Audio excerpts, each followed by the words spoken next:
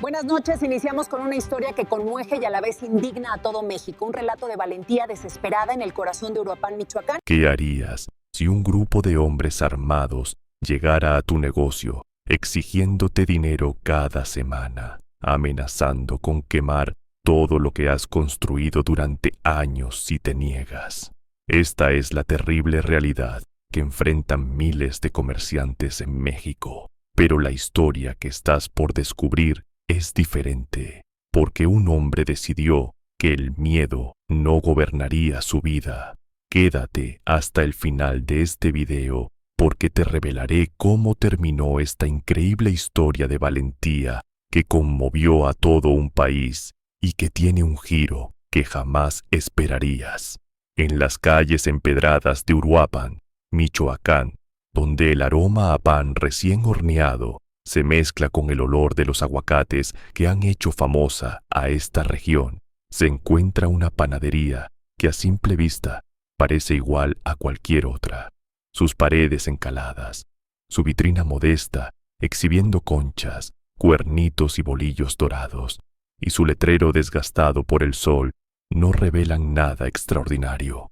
Pero detrás de ese mostrador, amasando la harina desde las 4 de la mañana, trabajaba un hombre cuyo nombre pronto resonaría en todo México: don Rafael Moreno Ángeles, un panadero de 62 años que, sin saberlo, estaba a punto de convertirse en un símbolo de resistencia contra uno de los cárteles más peligrosos del continente.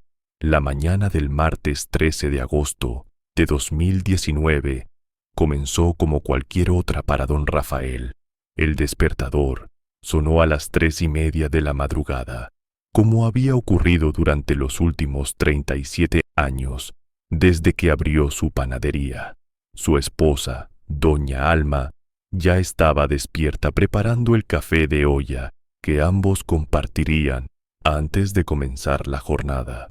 En la cocina de su humilde casa, ubicada a solo 3 cuadras de la panadería, don Rafael se calzó sus botas de trabajo, las mismas que había remendado ya en 5 ocasiones, porque según él, todavía daban para más. Se persignó frente a la imagen de la Virgen de Guadalupe, que colgaba en la entrada, besó la frente de su esposa y salió hacia la panadería, mientras las estrellas aún brillaban en el cielo michoacano. Pero algo era diferente esa mañana. Notó don Rafael la camioneta negra estacionada frente a su negocio cuando llegó. Sintió ese escalofrío que a veces nos advierte del peligro inminente mientras abría el candado de la cortina metálica de su panadería. 3 hombres descendieron del vehículo. Vestían ropa casual, jeans y playeras, pero sus miradas frías y la forma en que caminaban revelaban que no eran clientes madrugadores buscando pan dulce para el desayuno. El más alto, con un tatuaje que le recorría todo el brazo derecho, fue el primero en hablar. «Buenos días, don. Venimos a ofrecerle protección para su negocio», dijo el hombre con una sonrisa que no alcanzaba sus ojos. Don Rafael, quien había vivido en Uruapan toda su vida, sabía perfectamente qué significaba esa palabra en estos tiempos. Protección no significaba seguridad, significaba pagar para que no te hicieran daño los mismos que ofrecían protegerte. Era la extorsión disfrazada con un eufemismo, el cobro de piso que estaba ahogando a los pequeños comerciantes de Michoacán y de gran parte del país. «No necesito protección, gracias», respondió don Rafael con voz firme, aunque su corazón latía acelerado. Continuó abriendo su local, intentando que sus manos no temblaran mientras giraba la llave. Los 3 hombres se miraron entre sí, sorprendidos por la negativa. No estaban acostumbrados a que les dijeran que no. En esta región de Michoacán, donde el cártel Jalisco Nueva Generación había extendido sus tentáculos en los últimos años, los comerciantes usualmente aceptaban pagar la cuota sin chistar, sabiendo que la alternativa Podía ser la destrucción de su negocio o algo peor. Don, creo que no me entendió. Continuó el hombre del tatuaje, esta vez con un tono más amenazante. Todos los negocios de esta zona pagan su cuota. Son 3,000 pesos a la semana. Es por su seguridad y la de su familia. Cosas malas pueden pasar si uno no está protegido. ¿Me entiende? La amenaza era clara como el agua. Don Rafael sintió cómo la rabia comenzaba a hervirle en el pecho. 3,000 pesos a la semana significaban 12,000 pesos al mes, 144,000 pesos al año. Eso representaba casi la mitad de las ganancias de su pequeña panadería. Era imposible. ¿Pero qué opciones tenía realmente don Rafael? Esta pregunta debe haberse repetido en su mente cientos de veces en los siguientes minutos. Podía pagar y condenar su negocio a la ruina lenta, porque después de comenzar a pagar, nunca terminarías. La cuota podría subir, podrían pedir más, podrían exigir favores adicionales, o podía negarse y arriesgarse a las represalias. ¿Cuántos negocios en Uruapan habían amanecido calcinados después de que sus dueños se negaran a pagar? ¿Cuántos comerciantes habían simplemente desaparecido? Mire, joven, dijo don Rafael, enderezando su espalda y mirando directamente a los ojos del sicario. Llevo 37 años trabajando en este lugar. He levantado este negocio con el sudor de mi frente, madrugada tras madrugada. No le debo nada a nadie y no voy a empezar a pagar por algo que no necesito. Así que le pido respetuosamente que se retiren y me dejen trabajar. El silencio que siguió fue ensordecedor. Los 3 hombres se quedaron inmóviles, procesando la respuesta que acababan de escuchar. ¿Acaso este viejo panadero los estaba desafiando? El hombre del tatuaje dio un paso adelante. Acercándose peligrosamente a don Rafael, levantó su playera apenas lo suficiente para revelar la cacha de una pistola que llevaba en la cintura. Tiene una semana para pensarlo bien, don. Volveremos el próximo martes. Espero que para entonces haya reconsiderado su respuesta, por su bien y el de doña Alma. La mención de su esposa hizo que don Rafael sintiera un nudo en el estómago. Lo estaban vigilando. Sabían quién era su esposa. Probablemente sabían dónde vivía. Conocían su rutina. Esta no era una amenaza vacía. Los hombres subieron a su camioneta y se fueron, dejando una estela de polvo y miedo. Don Rafael entró a su panadería con las piernas temblorosas. Se sentó en la pequeña silla, donde usualmente descansaba entre hornadas, y se llevó las manos a la cara. ¿Qué había hecho? ¿Había puesto en peligro a su familia por su orgullo? Pero al mismo tiempo, una voz en su interior le decía que había hecho lo correcto, que alguien tenía que plantarse, que no podían seguir viviendo con miedo. Tomó una respiración profunda, se puso su delantal blanco y comenzó a preparar la masa del pan, como había hecho cada día durante casi 4 décadas. Esa noche, la conversación en la mesa de los Moreno fue tensa. Don Rafael le contó a doña Alma lo sucedido y ella palideció al escuchar los detalles. Rafael, esto no es un juego, le dijo con voz temblorosa. Conocemos a los Hernández. Vivían a 2 calles de aquí. Su tienda de abarrotes fue quemada hace 6 meses porque no pudieron seguir pagando. Tuvieron que irse del pueblo. Y los Castillo, ¿te acuerdas de ellos? Don Arturo se negó a pagar y ahora está en el hospital. Le rompieron las 2 piernas. Don Rafael tomó la mano de su esposa entre las suyas, callosas y ásperas por años de trabajo. Lo sé, Alma, créeme que lo sé, pero si empiezo a pagar, nunca vamos a salir de esto. El negocio no puede sostener ese gasto. En 6 meses estaríamos en quiebra de todos modos, y aunque pudiéramos pagar, ¿qué clase de vida es esa? ¿Trabajar solo para darle nuestro dinero a delincuentes? ¿Es ese el ejemplo que queremos darle a nuestros hijos y nietos? La pareja tenía 3 hijos ya adultos. Mario, el mayor de 35 años, trabajaba como maestro en una escuela primaria en la Ciudad de México. Sandra, de 32 años, se había mudado a Guadalajara, donde trabajaba como enfermera. Y el menor, Pablo, de 28 años, había emigrado a Estados Unidos 5 años atrás buscando mejores oportunidades. Los 3 habían ofrecido en múltiples ocasiones ayudar económicamente a sus padres, pero don Rafael siempre se había negado. Ustedes tienen sus propias vidas y sus propias familias que mantener, les decía. La panadería era su orgullo, su legado, y la idea de perderla o de convertirla en un negocio que trabajaba para enriquecer a criminales le resultaba insoportable.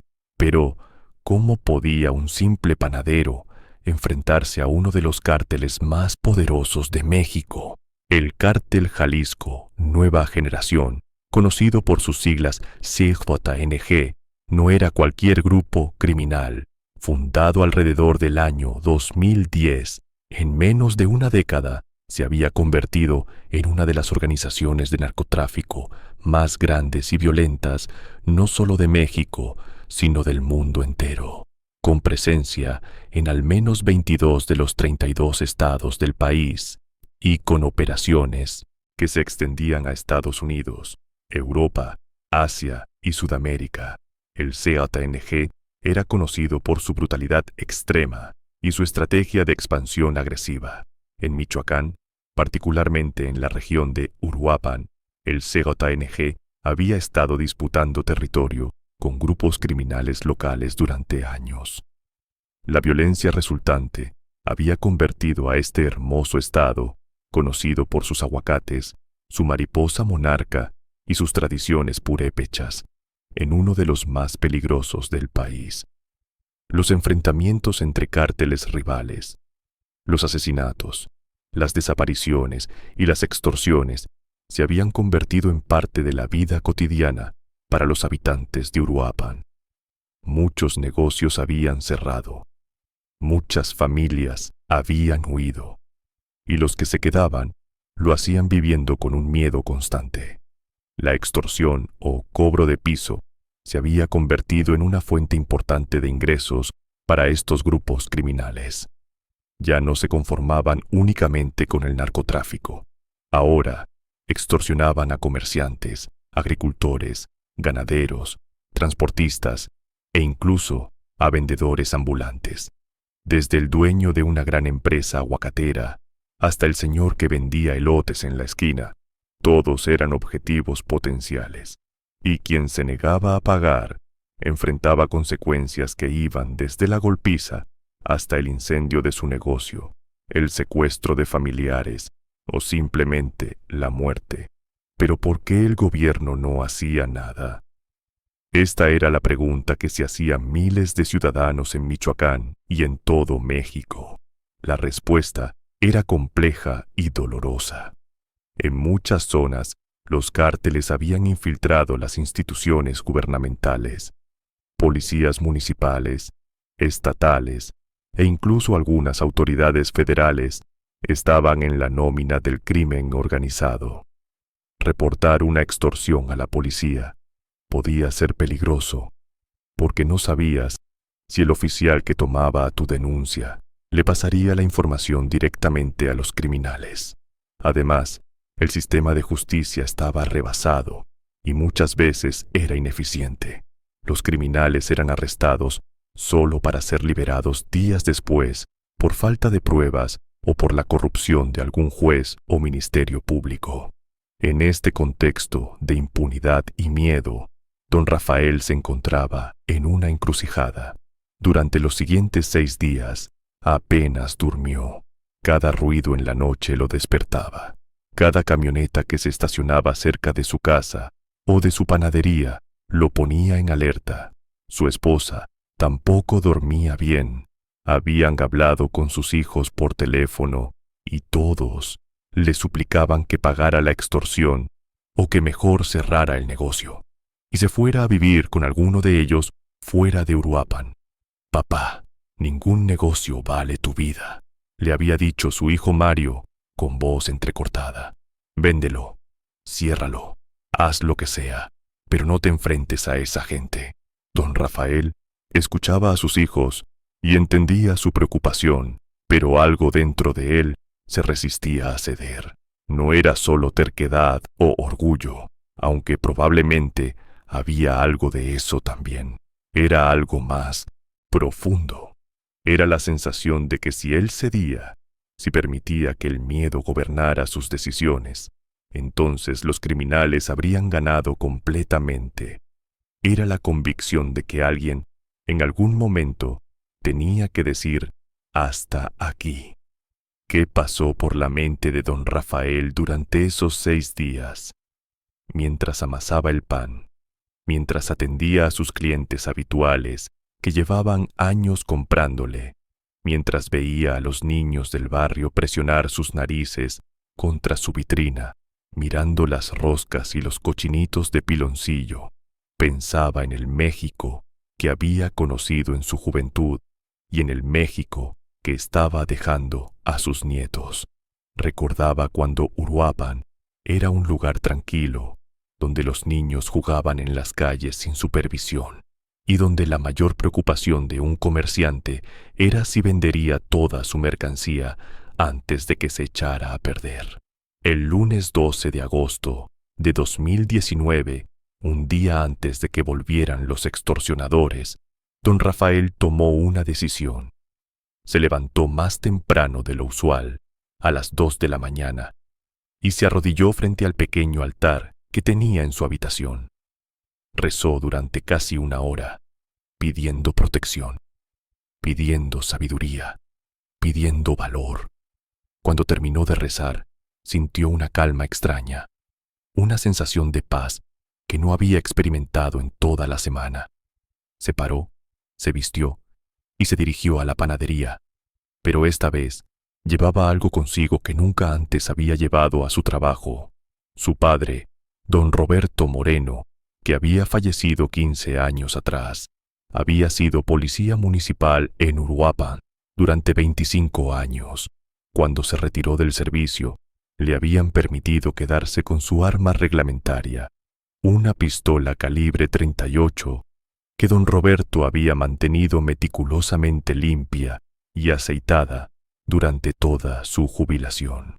«Nunca sabes cuándo puedes necesitarla, mijo», le había dicho don Roberto a su hijo en múltiples ocasiones. Cuando don Roberto murió, don Rafael heredó esa pistola junto con algunos otros objetos personales de su padre. Durante 15 años, el arma había permanecido guardada en una caja en el ropero de don Rafael, sin que él siquiera la mirara. Don Rafael era panadero, no policía. Nunca había disparado un arma en su vida, ni siquiera esa. Pero esa madrugada del lunes, don Rafael sacó la caja del ropero, abrió la pistola, verificó que estuviera descargada como su padre le había enseñado años atrás, y después de pensarlo durante varios minutos, la cargó con las balas que también estaban guardadas en la caja. Con manos temblorosas, metió el arma en la cintura de su pantalón y se cubrió con su camisa. No tenía un plan claro, no sabía realmente qué haría si los hombres regresaban, pero sentía que no podía estar completamente indefenso. Esa noche, don Rafael apenas tocó su cena. Doña Alma lo miraba con preocupación, notando la tensión en su rostro. «¿Qué vas a hacer mañana cuando vengan?», le preguntó finalmente. Don Rafael tardó en responder. Miraba su plato, moviendo los frijoles de un lado a otro con su tortilla. «No lo sé, Alma. Honestamente no lo sé. Pero sé que no puedo vivir con miedo el resto de mi vida. Sé que no puedo dejar que estos delincuentes decidan mi futuro. Y sé que si todos nos quedamos callados, si todos pagamos, si todos nos rendimos, entonces México está perdido. Doña Alma sintió lágrimas correr por sus mejillas. Conocía a su esposo. Sabía que cuando tomaba una decisión basada en sus principios, no había forma de hacerlo cambiar de opinión. Era la misma terquedad que lo había llevado a trabajar 12 horas diarias durante décadas para sacar adelante a su familia. La misma determinación que lo había hecho levantarse cada vez que la vida lo tumbaba. Ella tomó la mano de su esposo y apretó fuerte. «Entonces yo estoy contigo», le dijo. «Pase lo que pase, estoy contigo». El martes 13 de agosto amaneció con un cielo particularmente azul en Uruapan. Don Rafael llegó a su panadería a las 4 de la mañana, como siempre. Encendió las luces, encendió el horno y comenzó su rutina, pero cada pocos minutos miraba hacia la calle a través de la ventana. Su mano, de vez en cuando, tocaba la pistola que llevaba en la cintura, como para asegurarse de que seguía ahí. Se sentía ridículo. Él era panadero, no pistolero. ¿Qué pretendía ser realmente? Las horas de la mañana pasaron con una lentitud agonizante. Los clientes habituales iban y venían. Doña Lupita, que tenía 83 años y que había sido clienta de don Rafael desde que abrió la panadería, llegó como cada martes a comprar sus 4 bolillos y sus 2 conchas. «Te veo preocupado, Rafael», le dijo la anciana con su voz temblorosa. «¿Todo está bien?» Don Rafael forzó una sonrisa. «Todo bien, doña Lupita. Nada más un poco cansado». La anciana lo miró con esos ojos sabios que solo tienen las personas que han vivido mucho. «Cuídate, hijo. Estos son tiempos difíciles». ¿Sabía doña Lupita lo que estaba pasando? ¿Habían otros comerciantes del área sido extorsionados también? Don Rafael nunca lo había preguntado abiertamente. En Uruapan, como en muchas partes de México afectadas por el crimen organizado, existía una ley del silencio no escrita. No hablas de estas cosas. No preguntas. No comentas. Porque hablar puede ser peligroso. Nunca sabes quién está escuchando, quién puede pasar la información. Así que la gente sufría en silencio, cada quien cargando su propio miedo, su propia extorsión, su propia historia de terror. Eran casi las 11 de la mañana cuando la camioneta negra apareció nuevamente. Don Rafael la vio estacionarse frente a su panadería y sintió como su corazón se aceleraba hasta casi salirse de su pecho. Esta vez bajaron 4 hombres, uno más que la semana anterior. El mensaje era claro. Habían venido preparados para cualquier resistencia. El hombre del tatuaje entró primero con esa misma sonrisa falsa. «Buenos días, don Rafael. Venimos por la respuesta. Espero que haya tenido tiempo de pensar bien las cosas». En ese momento había 2 clientes en la panadería. Un señor de mediana edad que estaba escogiendo pan dulce y una joven madre con su niño pequeño. Al ver entrar a los 4 hombres, ambos clientes sintieron inmediatamente la tensión. El señor dejó el pan que tenía en la mano y salió rápidamente del local sin decir palabra. La joven madre tomó a su hijo de la mano y también se dirigió hacia la salida, pero uno de los sicarios se interpuso en su camino. «Tranquila, güerita, puedes terminar de comprar tu pan. Esto no tardará nada». La mujer, con el miedo reflejado en su rostro, se quedó paralizada en una esquina de la panadería, abrazando a su hijo que comenzaba a llorar. Don Rafael sintió una oleada de rabia. No solo lo estaban extorsionando a él, ahora estaban aterrorizando a sus clientes, a una madre y a un niño inocente. «Dejen que se vaya la señora y el niño», dijo don Rafael con voz firme. «Esto es entre ustedes y yo».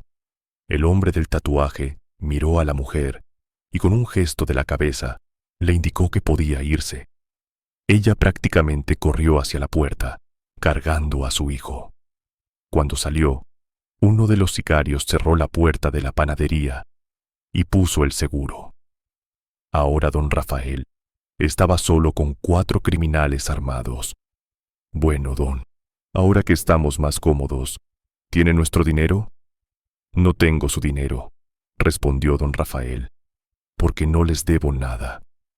El hombre del tatuaje dejó de sonreír. Su expresión se endureció. «Mire, viejo, creo que usted no entiende cómo funcionan las cosas aquí. No estamos preguntando, estamos informando. O paga, o su panadería se convierte en cenizas. Y tal vez su casa también. Y tal vez doña Alma necesite aprender por las malas a convencerlo». La amenaza contra su esposa fue la gota que derramó el vaso. Don Rafael sintió como toda la frustración, el miedo, la rabia acumulada durante una semana se concentraba en un punto en su pecho.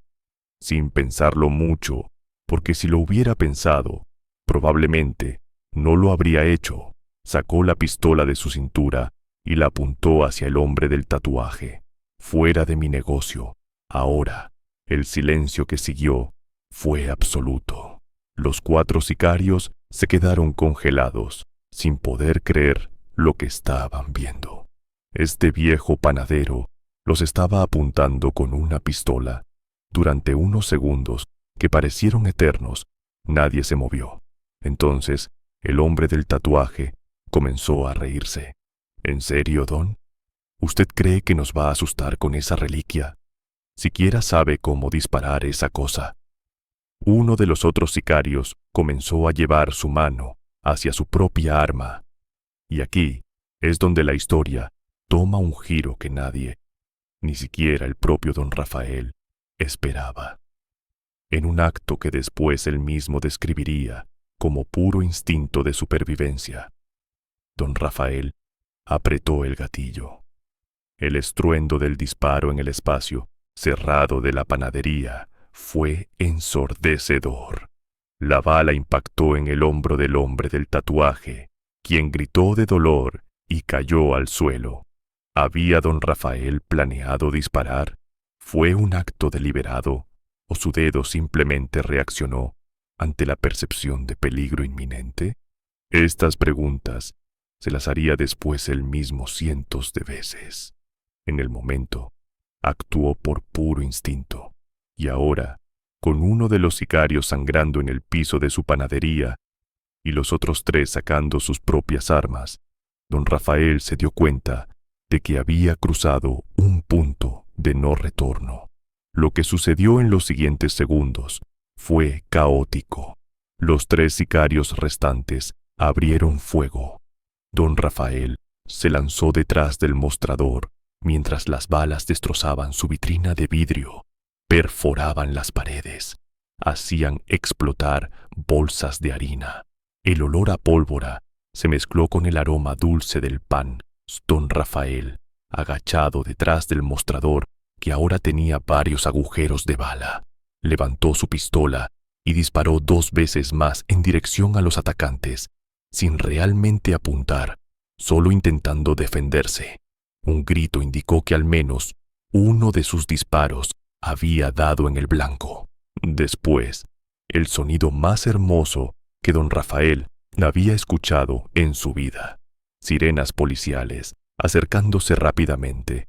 Alguien, probablemente la joven madre que había estado en la panadería, o algún vecino que había escuchado los disparos, había llamado a la policía. Los sicarios, al escuchar las sirenas, entraron en pánico. 2 de ellos ayudaron al herido a levantarse y los 4 salieron corriendo de la panadería, dejando un rastro de sangre. Subieron a su camioneta y huyeron a toda velocidad justo cuando 2 patrullas de la policía municipal doblaban la esquina. Don Rafael salió de detrás del mostrador, todavía sosteniendo la pistola, temblando de pies a cabeza. La adrenalina corría por sus venas y apenas podía procesar lo que acababa de suceder. Cuando los policías entraron a la panadería con sus armas desenfundadas, lo primero que vieron fue a un hombre de 62 años, con su delantal blanco manchado de harina y ahora también salpicado con un poco de sangre, sosteniendo una pistola y rodeado de casquillos de bala, vidrios rotos y bolsas de harina reventadas. «Al suelo, suelte el arma», gritaron los policías. Don Rafael, aturdido, dejó caer la pistola y levantó las manos. «Ellos me atacaron», fue todo lo que pudo decir. «Vinieron a extorsionarme. Yo solo me defendí». Los policías aseguraron la escena, recogieron la pistola de don Rafael y comenzaron a hacerle preguntas. Mientras tanto, más patrullas llegaban. También llegaron los paramédicos, aunque ya no había nadie a quien atender en la panadería. Los sicarios heridos se habían llevado a su compañero. Los vecinos comenzaron a juntarse afuera de la panadería. Corrió la voz rápidamente.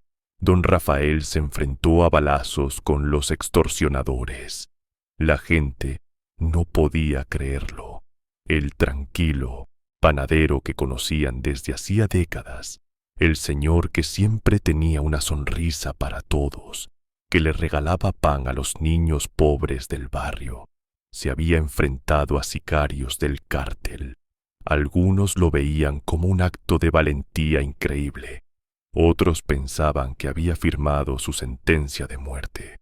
Doña Alma llegó corriendo a la panadería. Alguien la había llamado para contarle lo sucedido. Cuando vio a su esposo, sano y salvo, aunque en shock, lo abrazó con tanta fuerza que casi lo tira al suelo. Ambos lloraron. «Pensé que te había perdido», sollozaba doña Alma. «Cuando me dijeron que hubo un tiroteo en la panadería, pensé lo peor. Don Rafael tuvo que ir a la comandancia de policía a rendir su declaración. Llevó consigo el permiso de portación de arma que su padre había obtenido décadas atrás y que don Rafael había mantenido vigente, aunque nunca había usado la pistola. Los investigadores tomaron su testimonio, fotografiaron sus heridas menores causadas por esquirlas de vidrio y documentaron los daños a la panadería. El caso era complicado. Técnicamente, don Rafael había disparado primero, pero claramente había sido en un contexto de defensa propia ante una extorsión violenta. Mientras don Rafael estaba en la comandancia, algo estaba sucediendo afuera que él aún no sabía. Su historia se estaba volviendo viral. Alguien había grabado video del exterior de la panadería durante el tiroteo. Aunque la calidad no era muy buena y no se veía claramente qué pasaba adentro, se escuchaban los disparos y se veía a los sicarios huyendo heridos. El video fue compartido en redes sociales, primero localmente en grupos de Uruapan, después en grupos estatales de Michoacán, y en cuestión de horas estaba circulando por todo México. Los medios de comunicación locales comenzaron a reportar la historia. Panadero se enfrenta a extorsionadores en Uruapan. Después, la historia fue recogida por medios nacionales. Para la tarde de ese mismo martes, el nombre de don Rafael Moreno Ángeles estaba en las noticias de todo el país. Las televisoras mandaron reporteros a Uruapan.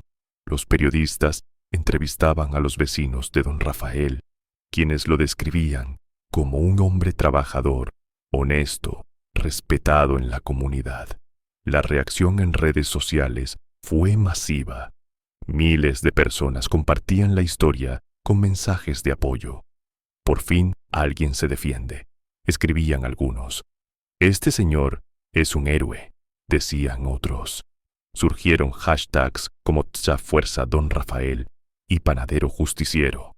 La historia tocó una fibra sensible en la sociedad mexicana, cansada de la violencia, de la extorsión, de la impunidad. Don Rafael se convirtió sin quererlo en un símbolo de resistencia ciudadana, pero no todas las reacciones eran positivas. Algunos expertos en seguridad advertían que lo que había hecho don Rafael, aunque comprensible, era extremadamente peligroso y no debía ser imitado. Los ciudadanos no deben tomar la justicia en sus manos, decían. Esto puede escalar la violencia. Otros señalaban correctamente que don Rafael ahora era un objetivo para represalias del cártel. Estos grupos no perdonan este tipo de desafíos, advertía un analista en seguridad. Este señor y su familia están en grave peligro. Y efectivamente, el peligro era real, y don Rafael lo sabía. Esa noche, mientras intentaba procesar todo lo que había pasado, recibió una llamada en su celular de un número desconocido. Una voz distorsionada le dijo: «Ya valiste, viejo. Tú y toda tu familia. Te vamos a encontrar y te vamos a hacer pagar por lo que hiciste. No hay lugar donde puedas esconderte». La llamada se cortó. Don Rafael sintió que la sangre se le helaba. Una cosa era defenderse en el calor del momento, pero ahora tenía que enfrentar las consecuencias de esas acciones. La policía municipal de Uruapan, consciente del peligro que corría don Rafael y su familia, asignó una patrulla para vigilar su casa durante esa primera noche, pero todos sabían que esa protección era limitada y probablemente temporal.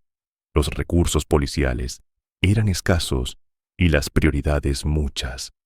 ¿Cuánto tiempo podrían mantener vigilancia en la casa de don Rafael? ¿Y qué tan confiable era esa protección cuando no se sabía con certeza qué policías estaban comprometidos con el crimen organizado? Esa noche, ni don Rafael ni doña Alma pegaron el ojo. Permanecieron sentados en su sala, con las luces apagadas, escuchando cada ruido de la calle. Cada motor de vehículo que pasaba los ponía en alerta máxima. Don Rafael había vuelto a cargar la pistola de su padre y la mantenía cerca, aunque sus manos todavía temblaban al recordar lo sucedido esa mañana. ¿Había realmente disparado contra otros seres humanos? ¿Había herido a alguien? ¿Quizás hasta matado a alguien? Estas preguntas lo atormentaban. Sus 3 hijos llamaron esa noche, todos desesperados. Mario, desde la Ciudad de México, ya estaba empacando para viajar a Uruapan a primera hora de la mañana siguiente. Sandra había visto la noticia en un portal de internet y había llamado llorando, rogándole a su padre que abandonara todo y se fuera de Uruapan inmediatamente. Pablo, desde Estados Unidos, estaba investigando cómo traer a sus padres al otro lado de la frontera, aunque fuera ilegalmente si era necesario. «Papá, mi vida aquí no vale nada si tú no estás bien», le dijo con voz quebrada. «Ven para acá, te voy a cuidar, te voy a proteger». Pero don Rafael, a pesar del miedo que sentía, se resistía a huir. «Si me voy», le explicaba a sus hijos, «entonces ellos ganan. Y no solo ganan conmigo, sino que le mandan un mensaje a todos los demás comerciantes. Si te atreves a defenderte, tendrás que abandonar todo e irte. No puedo vivir así. No puedo dejar que el miedo dicte mi vida». Sus hijos no entendían la terquedad de su padre. ¿Valía la pena arriesgar la vida por una panadería, por un negocio? Pero para don Rafael no era solo un negocio. Era su dignidad, su legado, su forma de vida, su contribución a la comunidad. Era todo lo que había construido en 37 años de trabajo honesto. El miércoles 14 de agosto, la historia de don Rafael seguía dominando las noticias. Ahora, los grandes medios nacionales habían mandado a sus reporteros principales a Uruapan. Televisa, TV Azteca, todos los periódicos importantes. Todos querían entrevistar al panadero justiciero, como lo habían empezado a llamar. Afuera de la casa de don Rafael se estacionaban camionetas de medios de comunicación. Los periodistas tocaban su puerta buscando la entrevista exclusiva. Don Rafael, aconsejado por un abogado que un amigo le había recomendado, decidió dar una conferencia de prensa. A las 10 de la mañana de ese miércoles, parado afuera de su panadería, que ahora tenía las ventanas cubiertas con tablas de madera mientras se reparaban, rodeado de al menos 20 cámaras y docenas de periodistas, don Rafael contó su historia. Con voz temblorosa pero firme, explicó cómo había sido extorsionado, cómo se había negado a pagar, cómo había sido amenazado y cómo finalmente se había visto obligado a defenderse. «Yo no soy un héroe», dijo don Rafael, sus ojos rojizos por la falta de sueño. «Soy solo un panadero, un hombre común que estaba harto de vivir con miedo. No hice lo que hice para ser ejemplo de nadie. Lo hice porque sentí que no tenía otra opción. Pero si mi historia sirve para que las autoridades finalmente volteen a ver lo que estamos viviendo los comerciantes de México, si sirve para que se hable de la extorsión que está destruyendo a nuestro país, entonces algo bueno habrá salido de esto». Las lágrimas comenzaron a rodar por las mejillas de don Rafael mientras continuaba. «Yo conozco a docenas de comerciantes que han tenido que cerrar sus negocios porque no pueden pagar la extorsión. Conozco familias que han tenido que irse de Uruapan, dejar sus casas, dejar todo porque los amenazaron. Conozco gente que ha sido golpeada, secuestrada, asesinada por negarse a pagar o por no poder seguir pagando. Esto no puede seguir así. El gobierno tiene que hacer algo. Nosotros pagamos impuestos, merecemos protección real, no tener que defendernos solos». El video de esa conferencia de prensa se volvió viral instantáneamente. Fue compartido millones de veces en redes sociales. Los noticieros lo transmitieron una y otra vez. El rostro de don Rafael, con sus arrugas marcadas por años de trabajo duro, sus ojos cansados pero desafiantes, su delantal de panadero todavía puesto, se convirtió en una imagen icónica. Representaba a millones de mexicanos cansados de la violencia, cansados de la extorsión, cansados de que su gobierno no los protegiera. La presión pública fue inmensa. El gobierno federal tuvo que pronunciarse. El secretario de Seguridad Pública de México dio una conferencia de prensa en la que condenó la extorsión y prometió que se investigaría el caso a fondo y se protegería a don Rafael. El gobernador de Michoacán también hizo declaraciones, prometiendo que elementos de la Policía Estatal y de la Guardia Nacional brindarían protección a don Rafael y a su familia.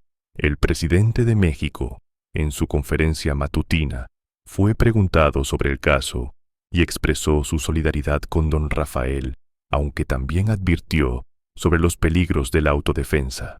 Pero, ¿eran estas promesas genuinas o solo palabras para calmar a la opinión pública? Don Rafael había vivido suficientes años en México como para ser escéptico. Había escuchado miles de promesas de políticos a lo largo de su vida.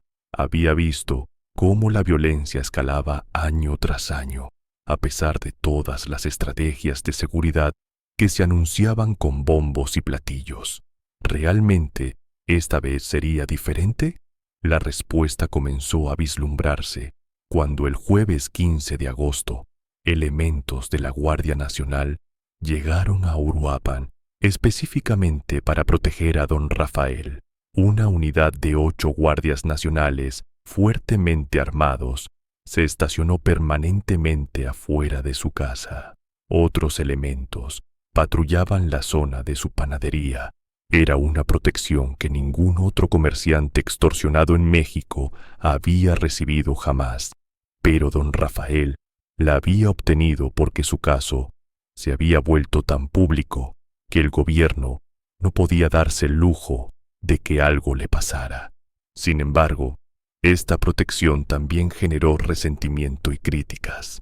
¿Por qué don Rafael recibe protección de la Guardia Nacional cuando miles de otros comerciantes extorsionados no reciben nada?, preguntaban algunos. Era una crítica válida que evidenciaba la desigualdad en la aplicación de la seguridad pública en México. Don Rafael mismo se sentía incómodo con la situación. Él no quería ser tratado diferente a los demás, pero al mismo tiempo, las amenazas que estaba recibiendo eran reales y constantes, además de las llamadas amenazantes, que seguían llegando diariamente a su celular.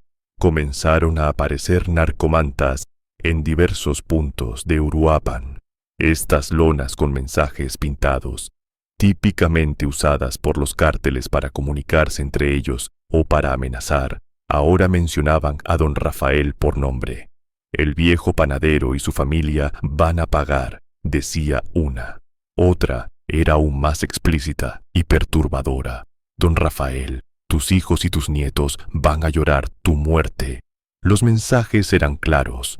El sexto ANG no iba a dejar pasar el desafío de don Rafael sin respuesta. La comunidad de Uruapan estaba dividida en su reacción. Muchos apoyaban a don Rafael y lo veían como un héroe. Comenzaron a llegar a su panadería Flores cartas de apoyo, donaciones de dinero para reparar los daños. Gente de todo México enviaba mensajes de solidaridad. Algunos incluso viajaban a Uruapan específicamente para conocer a don Rafael, para estrechar su mano, para comprar pan en su panadería como muestra de apoyo. En una semana, don Rafael vendió más pan del que normalmente vendía en un mes, pero otros en la comunidad lo culpaban silenciosamente por haber agitado el avispero. Temían que su acto de desafío trajera más violencia a Uruapan, que el cártel decidiera hacer un ejemplo no solo con don Rafael, sino con toda la zona. Algunos comerciantes reportaron que después del incidente con don Rafael, los extorsionadores habían incrementado sus cuotas y habían sido más agresivos en sus cobros, como para demostrar que seguían mandando. ¿Había don Rafael ayudado realmente a la situación o la había empeorado? Era una pregunta difícil de responder y que don Rafael se hacía a sí mismo en las largas noches de insomnio. Veía las noticias y se enteraba de que en otra parte de Uruapan habían quemado una tortillería. Fue en represalia indirecta por lo que él hizo. El dueño de una ferretería había sido golpeado brutalmente porque no pudo pagar su cuota esa semana.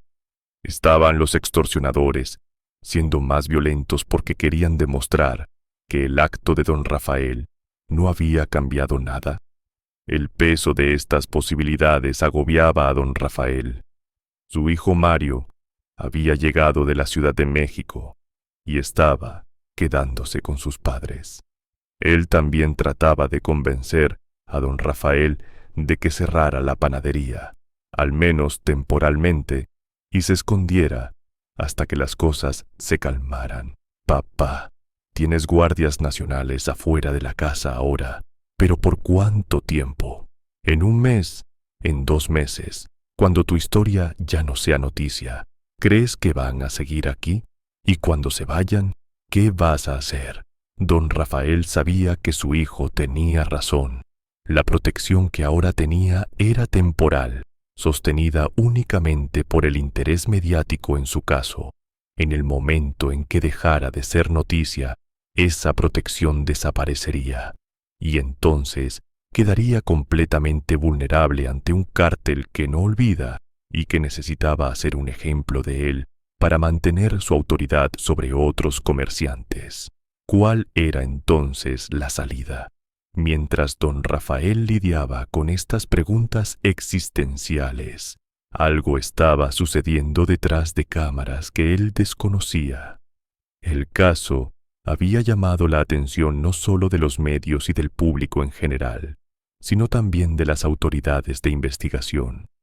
La Fiscalía General de la República había abierto una investigación sobre la célula de extorsionadores del CJNG que operaba en Uruapan. utilizando la información proporcionada por don Rafael, cruzándola con otras denuncias que habían recibido, pero que nadie se había atrevido a seguir adelante. Comenzaron a armar un caso. Agentes federales, apoyados por elementos de la Guardia Nacional, comenzaron operativos de inteligencia en Uruapan. Rastreaban las llamadas amenazantes que don Rafael había recibido. Investigaban la camioneta negra en la que habían llegado los extorsionadores.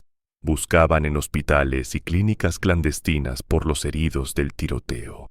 Y lentamente comenzaron a identificar a los miembros de la célula criminal. El viernes 23 de agosto de 2019, 10 días después del tiroteo en la panadería, se realizó un operativo en las afueras de Uruapan. Elementos de la Guardia Nacional y agentes de investigación federal allanaron una casa de seguridad donde se reunía la célula de extorsionadores. En el operativo, que duró varias horas y en el que se escucharon ráfagas de disparos, fueron detenidas 7 personas. Entre ellas estaba el hombre del tatuaje que había amenazado a don Rafael, identificado como José Luis Mendoza Ríos, alias El Tatuado, de 32 años, con múltiples órdenes de aprehensión por diversos delitos. Cuando arrestaron a El Tatuado, todavía tenía el hombro vendado por la herida de bala que había recibido en la panadería de don Rafael. En la casa de seguridad, las autoridades encontraron armas, incluyendo fusiles de asalto, municiones, drogas y, lo más revelador, libretas con nombres de comerciantes, montos de dinero, direcciones, números de teléfono. Era la contabilidad de la extorsión. Había cientos de nombres en esas libretas, cientos de comerciantes de Uruapan y zonas aledañas que estaban siendo extorsionados. El hallazgo fue perturbador porque revelaba la magnitud del problema. No eran solo algunos comerciantes los afectados. Era una red masiva de extorsión que generaba millones de pesos mensuales para el CJNG. Desde el dueño de un restaurante que pagaba 5,000 pesos semanales, hasta productores de aguacate que pagaban 50,000 pesos mensuales, hasta transportistas que pagaban por cada viaje. La extorsión se había convertido en una industria perfectamente organizada, con cobradores, supervisores y toda una estructura que funcionaba casi como un negocio legítimo, excepto que su producto era el miedo. Las autoridades, en un movimiento poco común, decidieron hacer públicos algunos de los hallazgos del operativo. Mostraron las libretas de contabilidad de la extorsión en una conferencia de prensa, obviamente ocultando los nombres de las víctimas para protegerlas. Querían que la sociedad viera la dimensión del problema. También presentaron ante los medios a los 7 detenidos, quienes fueron acusados formalmente de delincuencia organizada, extorsión, portación de armas de uso exclusivo del ejército, y en el caso de El Tatuado, también de tentativa de homicidio contra don Rafael. Cuando don Rafael vio en las noticias que habían arrestado a sus atacantes, sintió un alivio inmenso, mezclado con algo de satisfacción. No era una persona vengativa, pero ver que al menos en este caso había algo de justicia le daba esperanza. Sin embargo, su abogado le advirtió que no se confiara. Don Rafael, arrestar a 7 personas no destruye al cártel.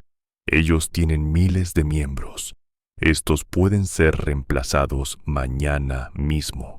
Y además, tenemos que ver si efectivamente son procesados y condenados, o si por alguna maña, legal o corrupción, salen libres en unas semanas.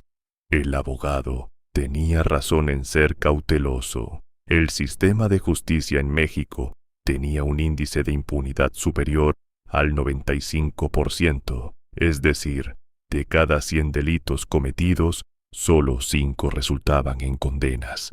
La mayoría de los criminales nunca eran siquiera arrestados, y de los que eran arrestados, muchos salían libres por tecnicismos legales, por falta de pruebas procesadas correctamente, o por corrupción directa de fiscales y jueces. ¿Por qué este caso sería diferente?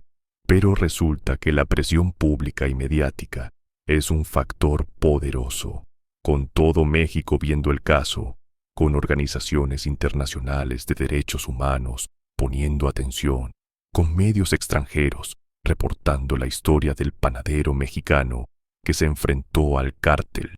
Las autoridades sabían que no podían permitirse dejar que este caso terminara en impunidad.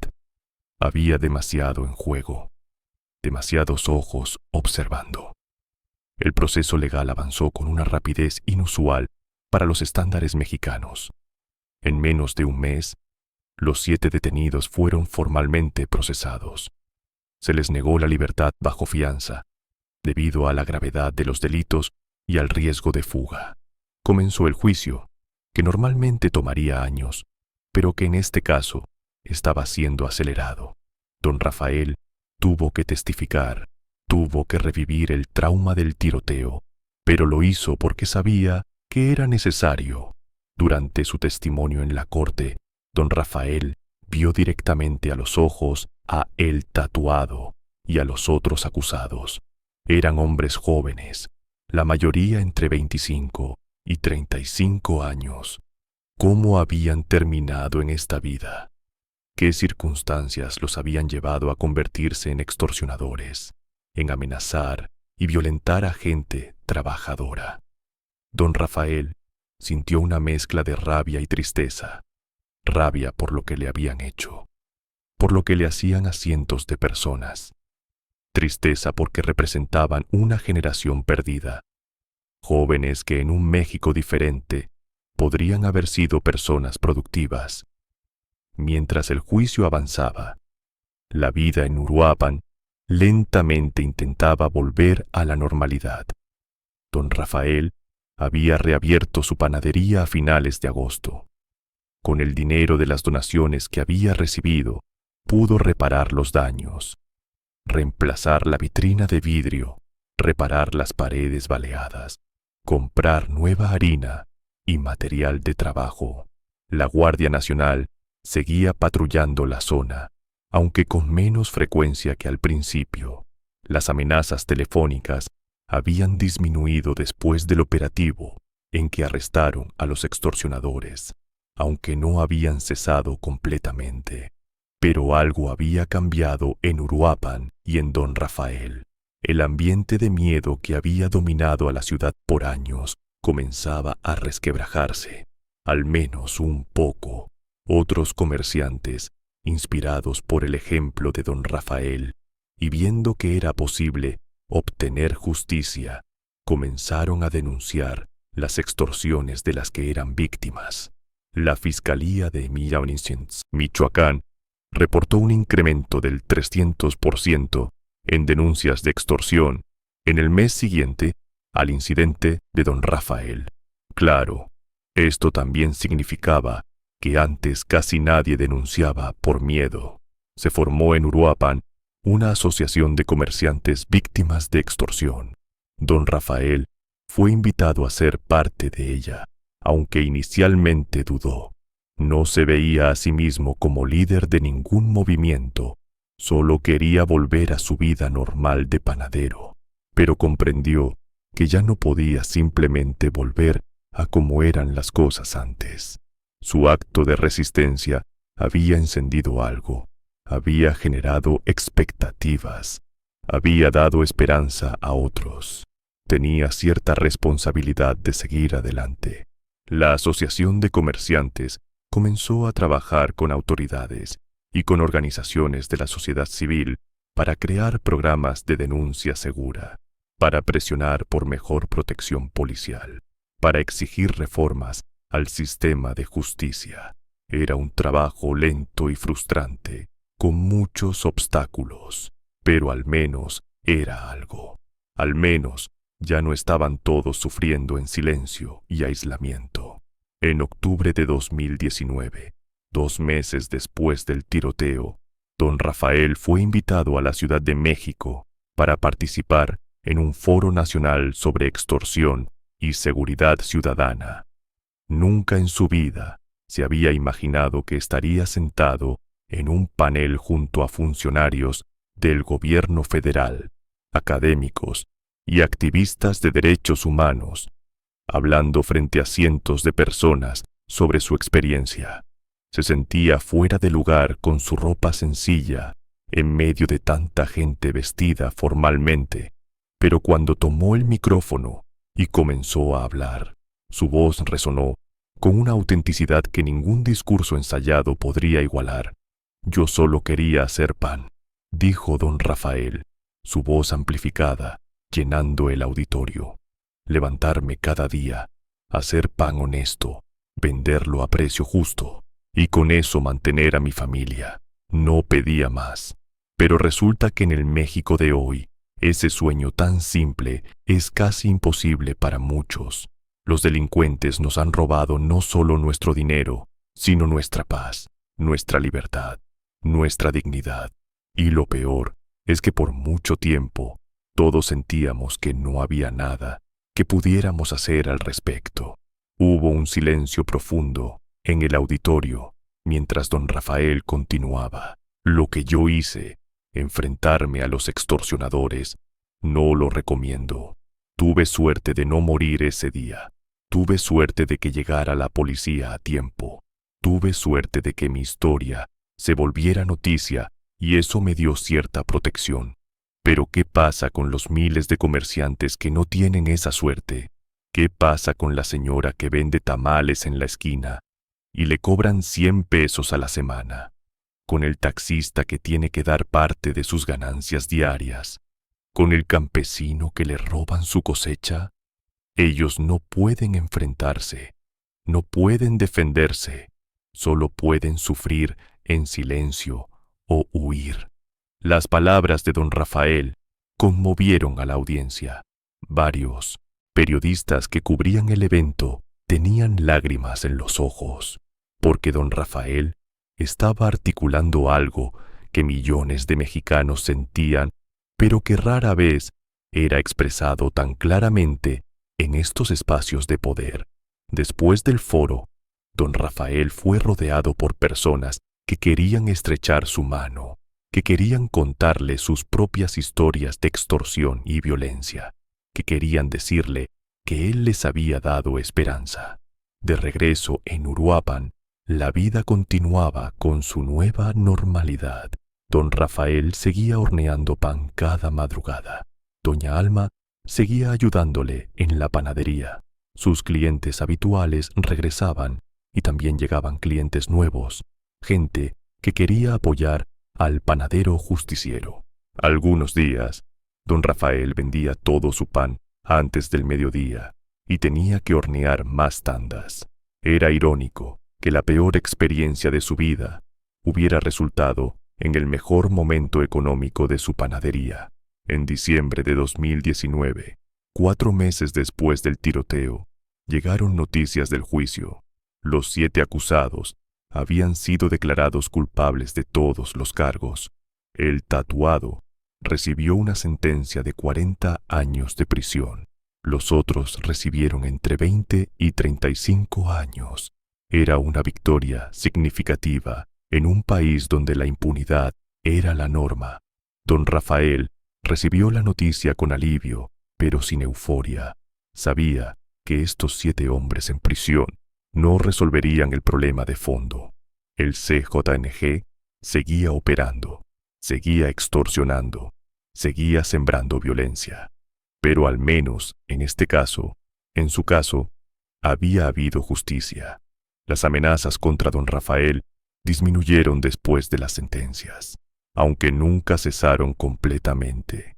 Aprendió a vivir con un nivel constante de precaución.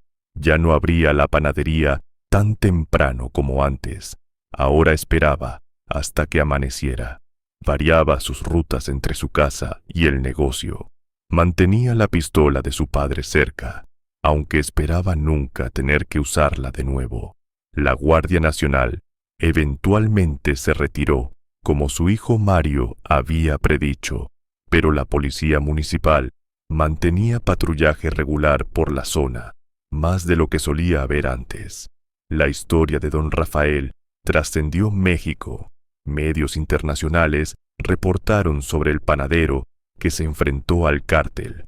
Fue invitado a dar entrevistas para CNN, para BBC, para periódicos de Estados Unidos y Europa.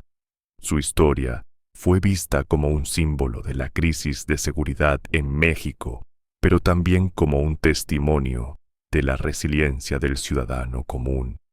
Algunos lo criticaban por promover la violencia y la justicia por mano propia. Otros lo defendían diciendo que cuando el Estado falla en proteger a sus ciudadanos, estos tienen derecho a defenderse. Don Rafael mismo tenía sentimientos encontrados sobre su fama. Nunca la había buscado ni la quería. Cuando periodistas extranjeros lo llamaban para entrevistas, frecuentemente declinaba porque simplemente quería volver a ser un panadero anónimo, pero también entendía que tenía una plataforma, que su voz era escuchada y que podía usarla para hablar por todos aquellos que no tenían voz. Así que selectivamente aceptaba algunas entrevistas, participaba en algunos foros, siempre con el mismo mensaje. El gobierno tiene que proteger a sus ciudadanos. La extorsión tiene que terminar. México merece paz. Un año después del tiroteo, en agosto de 2020, don Rafael reflexionaba sobre cómo había cambiado su vida. Seguía haciendo pan, seguía atendiendo su panadería, pero ya no era el mismo hombre. Había visto la violencia de frente. Había disparado contra otros seres humanos. Había sentido el peso de la fama y de las expectativas ajenas. Había perdido su anonimato y su tranquilidad, pero había ganado algo también: la certeza de que había hecho lo correcto, de que no se había rendido ante el miedo, de que había defendido su dignidad y la de su familia. ¿Valió la pena? Es una pregunta que don Rafael se hacía frecuentemente y que tiene respuestas diferentes dependiendo del día.